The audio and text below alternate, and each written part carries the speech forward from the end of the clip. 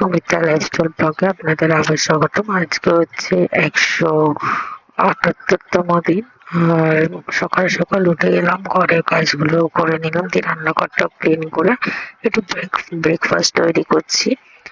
এটা হচ্ছে মশালা পরোটা, একটুখানি হালকা তেলে ভাজা, দিয়ে খাওয়া দাওয়া করে ডিউটি ছিল আজকে ইভিনিং, তো ইভিনিং ডিউটির জন্য বেরিয়ে পড়লাম। আর প্রিয়াঙ্কা আমার বাড়িতে চলে এসেছে, প্রিয়াঙ্কাকে নিয়ে বেরিয়ে গেছি। গিয়ে স্পটে যাবো এখন। দেখতেই পাচ্ছ রাস্তায় ভালোই ভিড় আছে, শুক্রবার বাট ভালোই ভিড় দেখতেই পাচ্ছ।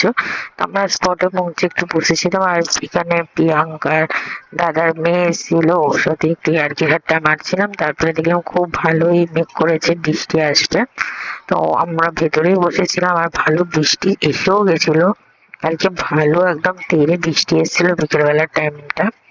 দেখে তোমরা বুঝতেই পারছো। আর জলটা দেখতে কেমন লাগছে অবশ্যই তোমরা কমেন্টে বলো।